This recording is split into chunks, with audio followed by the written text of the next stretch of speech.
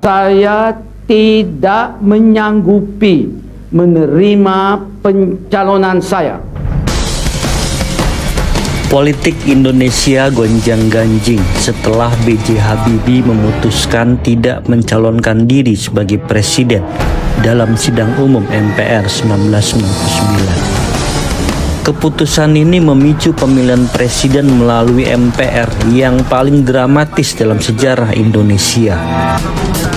Sidang umum MPR berubah menjadi ajang pertarungan sengit yang diwarnai intrik politik. Di tengah kegaduhan, Yusril Iza Mahendra, Ketua Umum Partai Bulan Bintang, secara mendadak mengundurkan diri dari pencalonan. Saya mengundurkan diri dari pencalonan. Drama memuncak ketika Abdurrahman Wahid atau yang akrab disapa Gus Dur dan Megawati Soekarno Putri bersaing ketat dalam ruang sidang MPR. Gus Dur. Megawati, meskipun diusung oleh PDIP, partai pemenang pemilu 1999, harus menghadapi kenyataan pahit.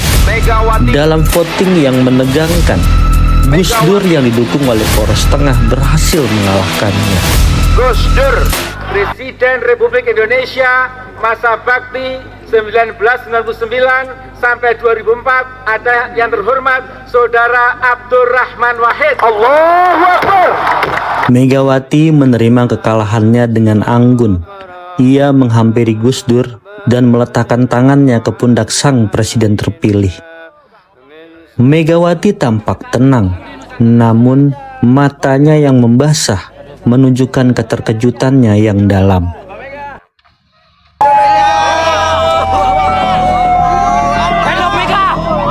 Kekalahan Megawati memicu kemarahan para pendukungnya. Kericuhan tak terelakkan dan situasi makin memanas. Dalam momen krusial, Gus Dur menunjukkan kebijaksanaannya. Setelah berhasil meyakinkan Jenderal Wiranto untuk tidak ikut serta dalam pemilihan wakil presiden, kemudian dia memiliki moralitas. Ia memberikan dukungannya kepada Megawati. Karena apa? Dia sudah tahu saya sakit, tidak ngungkit-ngungkit sakit saya ini. Koalisi ini berbuah manis. Dalam voting di MPR, Megawati berhasil mengalahkan Hamzahas dari P3 dan terpilih sebagai wakil presiden.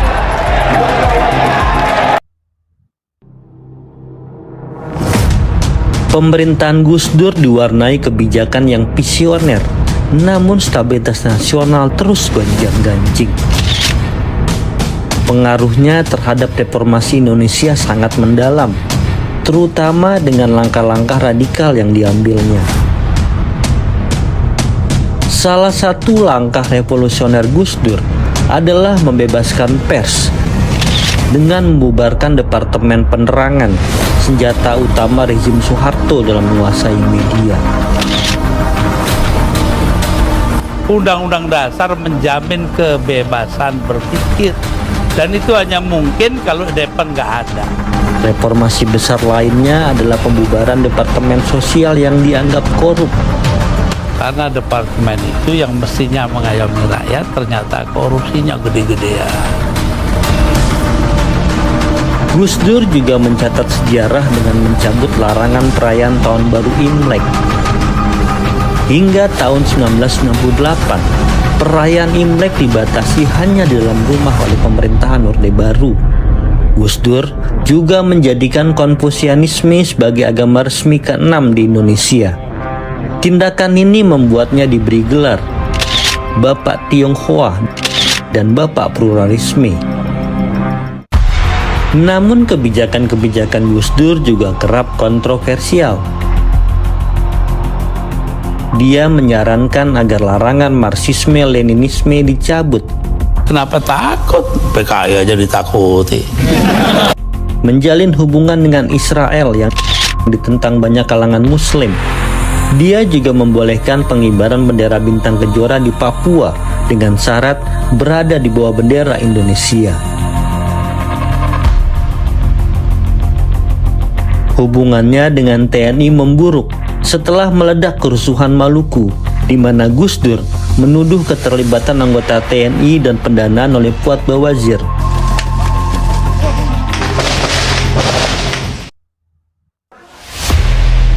Akhir tahun 2000 menjadi puncak ketidakpuasan para elit politik terhadap Gus Dur. Amin Rais yang dulu mendukungnya kini menjadi suara paling keras dalam menyuarakan kekecewaan.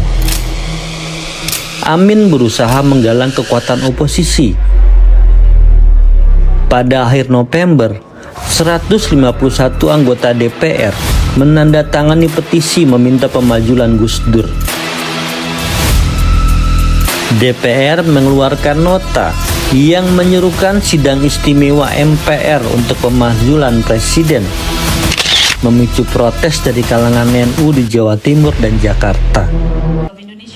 Martiba dan Gus Dur mulai bertindak keras. Ia mencopot Menteri Kehakiman Yusril Iza Mahendra yang meminta dirinya mundur, serta Menteri Kehutanan Nur Mahmudi Ismail yang dianggap berseberangan visi. Megawati mulai menjaga jarak. DPR mengeluarkan nota kedua menyerukan sidang istimewa MPR pada 1 Agustus. Gus Dur meminta Menteri Koordinator Politik, Sosial dan Keamanan Susilo Bambang Yudhoyono untuk menyatakan keadaan darurat, namun ditolak. Gus Dur kemudian memecat SBY bersama 4 menteri lainnya pada 1 Juli 2001. Pada 20 Juli, Amin Rais mengumumkan percepatan sidang istimewa MPR menjadi 23 Juli. TNI mengerahkan 40.000 tentara di Jakarta. Gus Dur merespon dengan maklumat pembubaran MPR DPR, mempercepat pemilu dan pembekuan Partai Golkar. Namun, maklumat ini tidak mendapat dukungan. Pada 23 Juli, MPR resmi memajulkan Gus Dur dan menggantikannya dengan Megawati Soekarno Putri. Megawati Soekarno Putri ditetapkan sebagai Presiden Republik Indonesia. Merdeka! Gus Dur tetap bersikeras sebagai presiden dan tinggal di Istana Negara hingga beberapa hari. Sampai akhirnya pada 25 Juli, ia pergi ke Amerika Serikat karena alasan kesehatan. Ayo, membela yang benar bersama PKB. Setelah turun dari kursi kepresidenan, Gus Dur berseteru dengan Matori Abdul Jalil. Gus Dur sebagai Ketua Dewan Suro PKB mencopot Matori dari posisi Ketua Umum PKB dan melarangnya ikut serta dalam aktivitas partai sebelum akhirnya mencabut keanggotaannya. Perpecahan ini menghasilkan 2 faksi, PKB Kuningan di bawah Gus Dur dan PKB Batu Tulis di bawah Matori.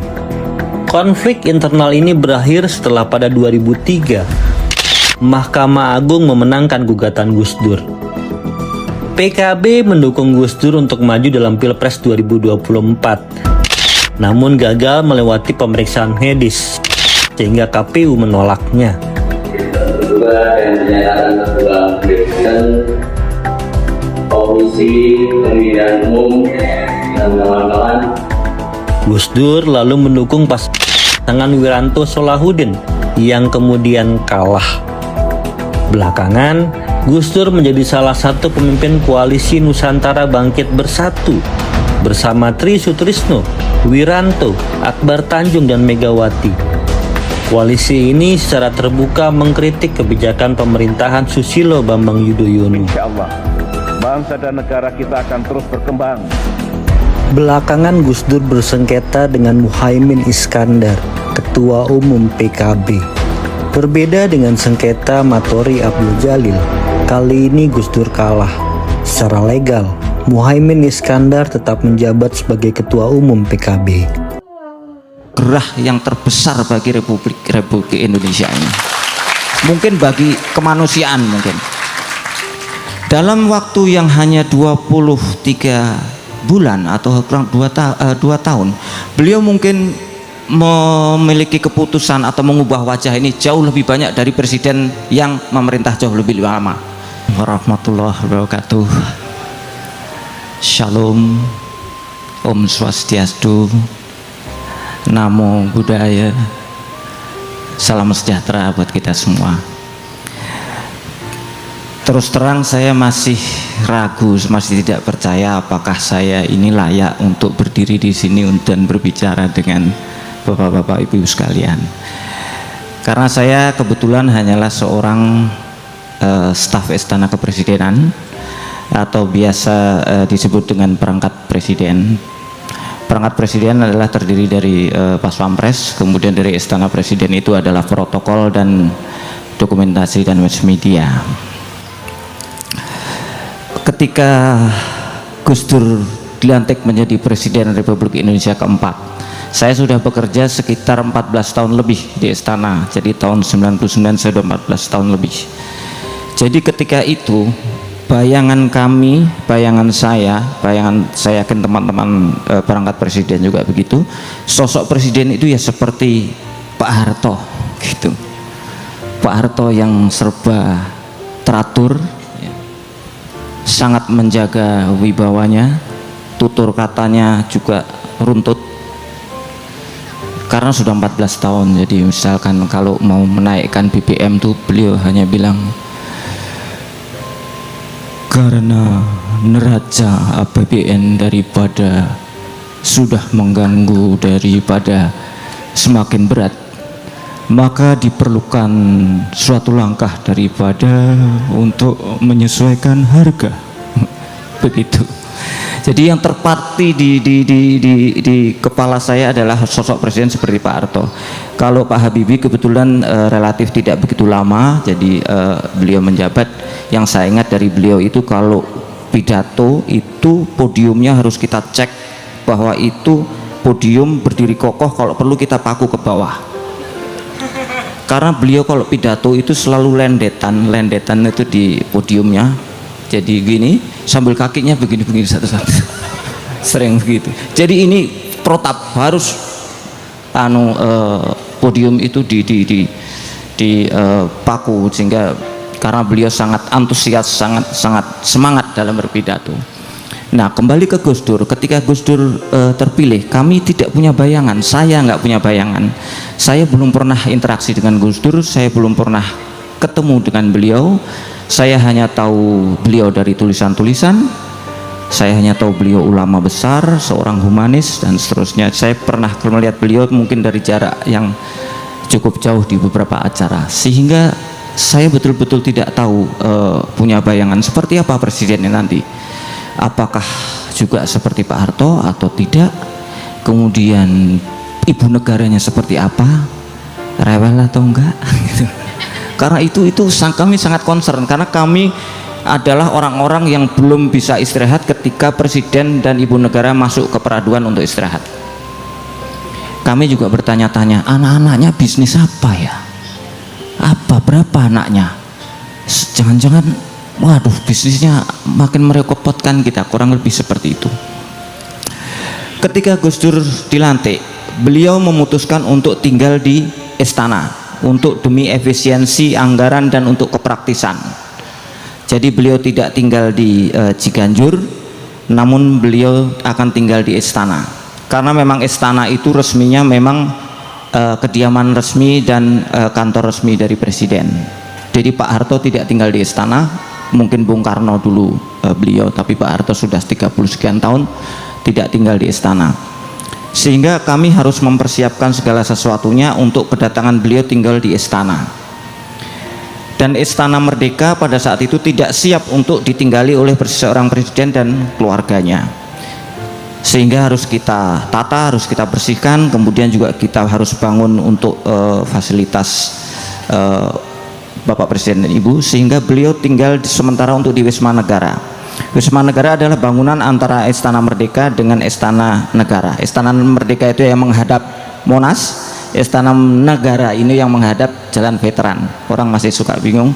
Nah, di antaranya itu ada gedung bertingkat seperti hotel begitu, meskipun jarang dipakai. Itu namanya Wisma Negara. Jadi untuk sementara sebelum Istana Merdeka siap, Presiden Gus Dur akan bertempat tinggal di Wisma Negara lantai 6. Jadi sore itu kami sudah siap di depan pintu menunggu kedatangan Bapak Presiden dengan 1001 pertanyaan itu. Akhirnya saat yang kita nanti-nanti itu datang juga, itu sirine dari jauh sudah kedengaran, kemudian Pas Pampres juga siap gerak. Jadi mobil presiden datang, mobil presiden itu Mercedes limousine yang panjang sekali, itu hampir sepanjang Metro Mini itu, dan itu anti peluru. Jadi jarak saya ketika saya berdiri sini pintu Wisma mobil presiden kira-kira hanya 4-5 meter di depan. Mobilnya berhenti, seret, gitu. Kan kacanya agak gelap itu. Saya lihat dari jauh, mana presidennya itu? Kok nggak begitu kelihatan karena memang kacanya agak gelap. Dan kalau presiden itu kan nggak langsung datang buka pintu turun kan gitu itu. Jadi Pas Pampres memastikan dulu bahwa aman, baru dibuka pintunya. Nah itu nunggu buka pintu Pas Pampres tuh lama sekali saya. Mana? Akhirnya dibuka juga pintunya. Cekreng gitu kan.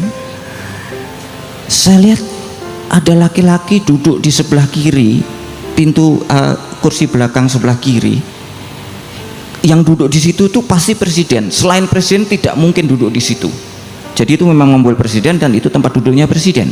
Saya lihat ada laki-laki agak gemuk duduk di situ, tapi saya lihat kok nggak mirip presiden blas. Saya lihat, ini bener tak enggak gitu. Jadi laki-laki yang agak berperawakan gemuk itu masih memakai jas tapi sudah tidak pakai dasi, duduknya agak melorot begini, jadi ini nekuk-nekuk gini. Terus bicinya agak dengklak begini. Terus ekspresi wajahnya itu seperti sedang bersiul tapi tidak berbunyi, cuman gitu itu. Saya lihat, ih kita presiden, gitu kan. Saya lihat dari atas ke bawah, ininya nontel-nontel sampai ke kaki, kakinya agak yang sebelah kiri agak menjulur begini kelihatan. Saya lihat, loh, presidennya nyeker. Sorry, maaf, bukan nyeker, presiden telanjang kaki, presiden kok nyeker. Presidennya nyeker. Berarti dari sana tadi tuh nyeker ya gitu kan. Wah, ini menarik nih saya bilang. Kemudian saya lihat sebelahnya ada seorang perempuan berkerudung dengan warna pucat begitu, warna pastel, wajahnya ayu, kulitnya putih bersih gitu. Ini bukan karena ada cinta-cinta, tapi ini sumpah begitu itu. Dan wajahnya itu ramah, senyum, ngeliat ke orang gitu. Kontras sekali dengan laki-laki yang di sebelahnya gitu. Yang di sebelahnya itu cuek banget begitu. Saya bilang iki apa gitu. Kemudian perempuan di sebelah laki-laki tadi kemudian membisikkan sesuatu terhadap yang seorang laki-laki yang katanya presiden itu kan gitu. Begitu tanpa ekspresi, beliau tidak mantuk, tidak apa, hanya kakinya yang menjulur tadi terus begini nih. Begitu kena sepatu mak selep. Saya bilang wah ini apa ini? Satu kakinya juga begitu, satu selep gitu. Saya bilang alhamdulillah. Begitu. Jadi akhirnya kemudian presiden turun dari mobil dan beliau dibantu turun dari mobil oleh ajudan, sebelah digandeng sebelah kanan dan sebelah kiri kalau tidak salah dengan putri beliau yang nomor 2 Mbak Yeni. Mbak Yeni lari-lari mungkin dari mobil di belakangnya. Saya tahu memang waktu itu Gus Dur memiliki gangguan dalam penglihatannya, tapi saya baru pasti di situ memang ternyata Gus Dur penglihatannya terganggu karena digandeng oleh 2 putrinya dan ajudan. Dan dengan langkah masih tetap dengan siul-siul yang tidak bunyi tadi itu begini, santai. Tapi ketika berapa langkah belum masuk ke pintu, beliau berhenti dengan putrinya Mbak Yeni itu. Saya bilang loh ada apa berhenti gitu kan. Ternyata beliau menunggu ibu negara yang sedang turun dari mobil. Dan saya lihat pintu sebelah kanan mobil itu ibu negara mau turun, banyak sekali orang ke situ, repot sekali gitu. Terus ada apa ini? Saya lihat ternyata mereka menyiapkan kursi roda. Jadi saat itu kita mempunyai seorang presiden yang mengalami gangguan dalam penglihatan dan memiliki seorang ibu negara yang harus dibantu kursi roda untuk meninggalkan tempat.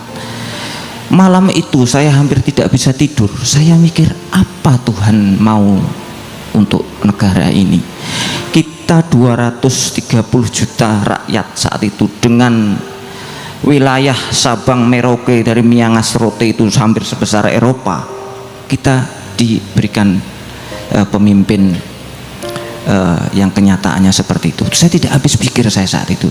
Tetapi ketika waktu berjalan dan terus berjalan hingga akhir pemerintahan beliau sampai dengan detik ini, ternyata saya malu sekali saat itu saya menyaksikan keputusan Tuhan. Mungkin Gus Dur adalah salah satu anugerah yang terbesar bagi Republik Indonesia ini. Mungkin bagi kemanusiaan mungkin. Dalam waktu yang hanya 23 bulan atau kurang 2 tahun, beliau mungkin memiliki keputusan atau mengubah wajah ini jauh lebih banyak dari presiden yang memerintah jauh lebih lama. Yang saya prihatin gitu deh. Yang begitu. Sampean lu ngomong. Saya prihatin gitu. Banyak sekali keputusan Gus Dur, dan yang itu sangat monumental. Katakanlah dalam proses demokratisasi beliau mencoret Departemen Penerangan, di mana dulu sebagai kontrol terhadap media massa, pers, public opinion. Dengan menghapus Departemen Penerangan, beliau membebaskan setiap penerbitan bisa terbit. Kemudian beliau memisahkan TNI dengan Polri sehingga masing-masing bisa berkonsentrasi dengan tugas dan kewenangannya masing-masing. Beliau menggilir Panglima TNI dari Angkatan Darat saja menjadi Angkatan Darat, Laut dan Udara, dan seterusnya dan seterusnya. Dan beliau yang paling monumental, beliau mencabut larangan terhadap agama Konghucu.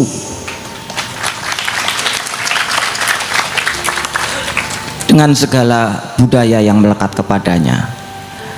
Dan juga jangan lupa bahwa Gus Dur waktu itu membentuk sebuah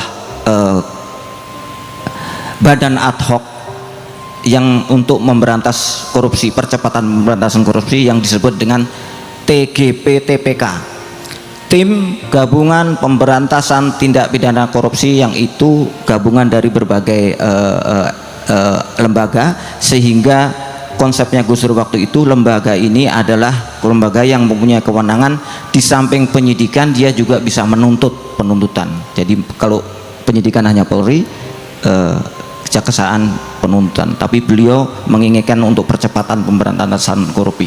Itu adalah cikal bakal dari KPK yang kemudian dilembagakan dari KPK. Begitu. Jadi Gus Dur seorang pemimpin yang menurut saya hebat.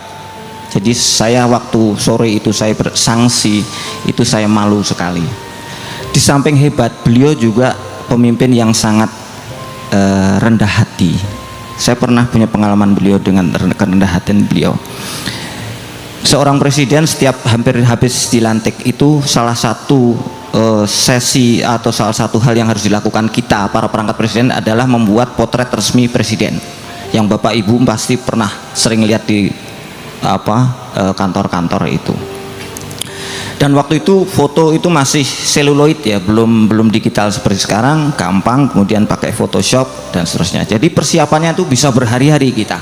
Konsepnya adalah ketika presiden nanti mau foto, beliau datang, cepret-cepret, pergi, begitu. Jadi itu persiapannya bisa 2-3 hari, panjang sekali prosesnya. Nah, singkat kata, ketika hari H tiba pada jam J, kita sudah siap semua dengan berbagai persiapan yang diulang lagi supaya betul-betul fix. Pada saat Gus Dur datang, sudah dokter datang untuk foto, kemudian beliau sudah mengenakan jas dengan berbagai atribut seorang kepala negara dan kepala pemerintahan, dengan ada itu angkatan perang dan seterusnya. Banyak sekali repot pokoknya itu. Ketika beliau datang langsung dipersilahkan, cepret. Alhamdulillah kan selesai. Tidak, setelah dilihat ternyata jas beliau itu kusut.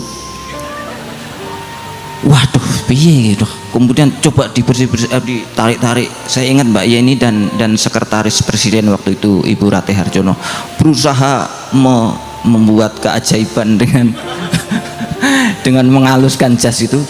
Coba lagi tidak berhasil, coba lagi tidak berhasil. Kemudian kemudian Mbak Ret ngomong, ini gampang saja, udah disetrika jasnya. Oh ya, masuk akal ya, setrika dulu. Tapi masalahnya yang mau disetrika ini jasnya presiden, ya kan? Dan itu penuh dengan tanda yang harus dilepas. Waduh, gimana? Ya sudah, cepat.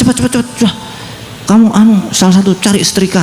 Wah, udah teman saya lari itu dari protokol cari setrika. Dan ingat saat itu istana masih belum pernah tinggali oleh presiden. Jadi kami para perangkat presiden tidak siap dengan kebutuhan sehari-hari seperti itu. Jadi saya berdoa muga-muga koncoku dosane ora kakean. Nyari setrika di istana itu bukan masalah sepele. Saya bilang ini pasti presidennya marah. Ini presiden disuruh nunggu setrika ini model apa? Udah lari kan teman saya itu, terus jasnya dilepas beliau. Ininya dilepas satu persatu karena kan mau disetrika, jadi harus dilepas. Tapi saya lihat presidennya nggak marah. Presiden cuma duduk, kemudian ditemenin putrinya, kemudian ada ajudan, kemudian beliau ditawari minum teh, beliau minum teh. Santai saja, tidak ada wajah cemburu, tidak ada wajah jengkel sama sekali. Tapi itu lama sekali saya nunggu sang setrika ini. Akhirnya datang juga teman saya tuh, kemprobios nggak karu-karuan itu, dengan ditemani ada pramu bakti itu pelayan kita istilahnya pramu bakti. Teman saya itu bawa setrika, yang pramu baktinya itu bawa meja setrika yang kembang-kembang itu dikekep gini. Jadi kalau dari jauh kayak orang dansah gitu, orangnya kecil gitu. Udah cepet-cepet pasang setrikanya pasang, udah upacara setrika bisa dimulai. Ternyata belum. Kabel ora tekan. Waduh, mati ya. Kabel. Lari lagi dia. Udah. Saya bilang ini sekali lagi semaput ini teman saya betul. Saya bilang ini pasti presiden marah saya. Kalau sekarang nggak marah kebangetan. Lah gimana coba? Presiden Republik Indonesia itu kepala negara sekaligus kepala pemerintahan. Beliau panglima tertinggi atas angkatan perang. Dengan rakyat 230 juta disuruh nunggu setrika tadi, sekarang kabel. Saya kalau jadi presidennya ini orang-orang istana udah tak suruh kerja rodi 20 tahun. Lari lagi, wah, akhirnya dapat juga datang kabelnya. Akhirnya setelah disetrika beliau menunggu, akhirnya bisa dipasang lagi halus. Jadilah foto yang seperti panjenengan lihat sekarang gitu. Yang setia pada Gus Dur dipertemukan oleh Gus Dur di kabinet. Jadi Gus Dur jadi presiden, tiba-tiba ngangkat saya sebagai Menhan. Masyarakat kaget, termasuk Amin Rais juga. Apa tuh? Gus Dur tuh ngapain ngangkat Mahfud? Yang ngerti apa tuh soal pertahanan katanya. Kalau hukum oke lah, tapi pertahanan apa tuh Mahfud gitu. Nah, menariknya Mas, ketika saya diserang begitu, saya mau mundur sebelum dilantik. Rapat di rumah saya nggak enak nih, saya memang nggak mampu kok di Menteri Pertahanan gimana. Nah, sempat ada mau mundur ya? Mau mundur. Ketika sedang rapat mundur itu, tiba-tiba Gus Dur nelpon. Nah, itu yang kalau orang pesantren menganggap Gus Dur itu wali. Karena begini, Pak Mahfud, ngapain kamu mau mundur? Nggak usah mundur, saya yang bertanggung jawab. Sudah saya pikirkan kamu Menteri Pertahanan gitu. Oh ya? Besok kamu harus ke Jakarta, saya lantik. Itulah kemudian saya bertemu Pak Luhut di kabinet. Nah, mungkin Pak Luhut punya cerita lain nanti soal tentang Menteri Pertahanan tadi. Pak Luhut gimana bisa menceritakan? Tiba-tiba ada Pak Mahfud namanya, yang bapak orang militer gitu, tiba-tiba ini ada Mahfud Menteri Pertahanan, itu gimana ceritanya? Ya satu ketika dalam konteks ini juga sebenarnya Gus Dur tuh bilang sama saya, Pak Luhut nanti besok atau kapan saya segera mau lantik Menteri Pertahanan. Gus Dur bilang ke Bapak? Menteri Pertahanan. Siapa Pak Gus? Ntar tahu dengar sendiri, orang hebat dari Jogja gitu. Saya bilang, oh Menteri Pertahanan gitu. Iya, biar sipil gitu.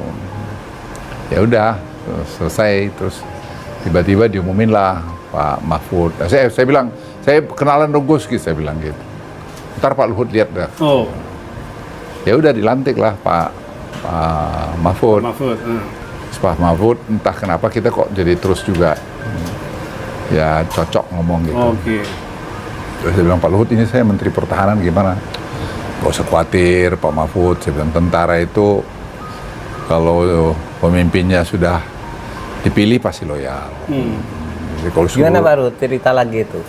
Jadi sebelum Gus Dur jadi presiden, Pak Luhut itu kan duta besar. Duta besar di Singapura. Nah, Pak Gus Dur berkunjung ke sana, lalu katanya Gus Dur nanti. Nah, gimana Pak? Gimana ceritanya? Ya, cerita gini. Jadi sebelum jadi presiden Gus Dur. Kok ada di sini? Saya duta besar katanya. Terus kata Gus Dur, udah besok saya mau jadi presiden.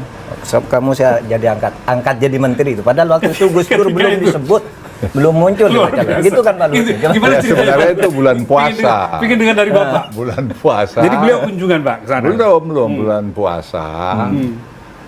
Saya diatur buka puasa sama beliau di Jatinegara ini. Terus ya buka puasa lah, kan beliau kiai besar. Saya dikenalkan oleh Pak Beni Murdani waktu itu. Oh, Pak Beni Murdani.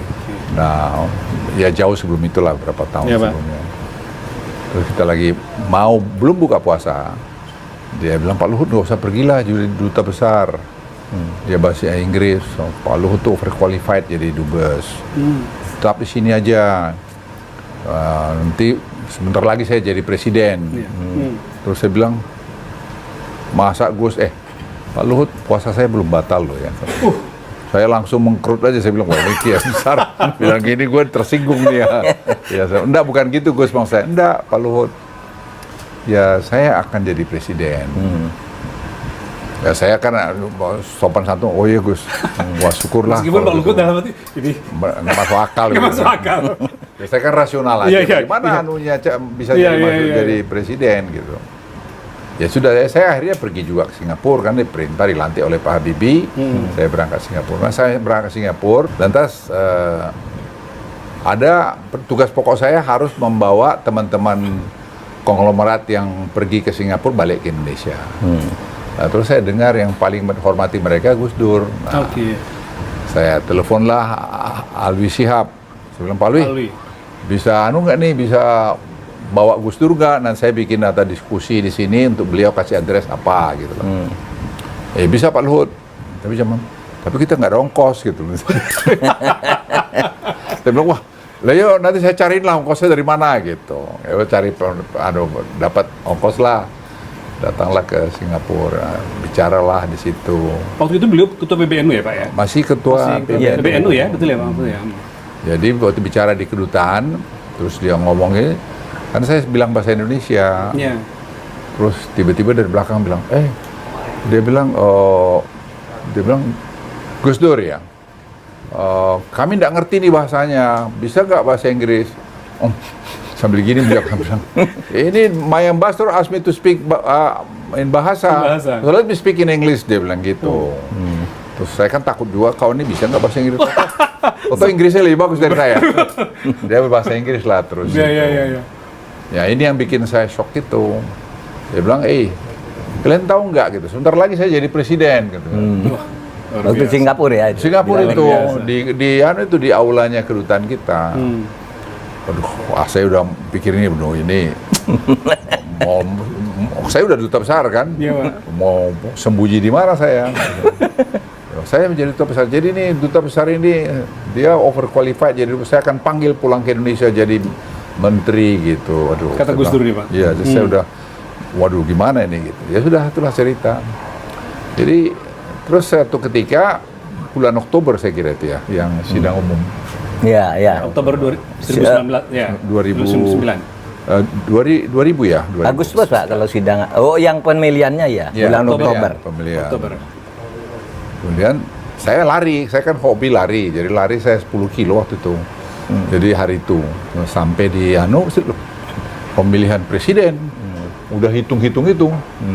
Udah bicara Allahu Akbar menang Gus Dur kan. Terus ini kok bisa menang Gus Dur ini jadi presiden. Teringat waktu itu Pak. Saya terus ingat itu. Terus saya panggil istri saya, Mama, lihat Mah, Gus Dur jadi presiden gitu. Kita sama-sama nggak percaya. Ya udahlah jadi presiden. Saya pikir ini nggak tahu apa dia ingat janjinya, nggak ingat lah gitu. Ya sudah, terus saya telepon lah Alwi Shihab. Saya bilang sama Alwi Shihab, saya tulis di buku saya itu, Alwi, Gus Dur bawa itu pergi ke Pak Habibie untuk pamit baik-baik lah kemana gitu. Ini on the way ke sana Pak Luhut gitu, bisa bicara Gus Dur nih. Terus Pak Gus Dur bicara di sana. Saya ingat tuh dia. Iya Pak Luhut, saya jadi presiden kan. Luar biasa. Selamat Gus, saya bilang selamat. Aduh, saya tuh nggak kebayang ini beneran nggak ini gitu loh, presiden. Ya udah. Jadilah dia presiden. Ya berapa waktu kemudian ya saya dipanggil dia jadi Menteri Perindustrian Perdagangan. Saya dengar Bapak menolak dulu untuk. Saya nolak 3 kali. Ada Alwi di situ, Pak Alwi bilang, Pak Luhut lupain aja jadi tentara, karena dia janji, dia bilang saya jadi Kasat, setelah Kasat Panglima TNI, beresin tuh TNI supaya lebih bagus gitu. Saya bilang, aduh Gus, dalam hati saya kan udah kesal nggak jadi orang lain dilantik, saya nggak dilantik. Tapi sekarang jadi memperindak, yang saya nggak tahu binatang apa ini yang perindak ini gitu. Saya bilang, Gus, kalau boleh saya nggak ngerti, jangan panggil saya Pak Presiden, saya bilang, jangan panggil saya Presiden, panggil Gus Dur aja gitu. Aduh, mohon maaf Pak Presiden, gitu, Bang. Saya nggak ngerti tuh perindak itu apa gitu. Enggak, Pak Luhut bisa. Udah Pak Luhut nanti saya lantik minggu depan ya gitu. Saya bilang, apalagi ini barang mau memperindak, namanya saya belum tahu perindustrian perdagangan itu, baru belakangan memperindak saya tahu. Gitu ya. Karena sebelumnya mungkin dipisah Pak ya, Menteri Perindustrian dan Menteri Perdagangan ya. Jadi satu sekarang. Ya udah, saya akhirnya dilantik sampai ada pertanyaan dari waktu saya datang ke kantor memperindak itu, tanya sama dirjen-dirjennya, Pak Menteri, visinya apa di sini katanya? Apa itu visinya? Bilang nggak tahu saya bilang. Nanti kalian susunin aja. Bapak jawab gitu aja. Ya, nanti kalian susun visinya gimana, saya pelajarin. Ya udah, itulah visinya.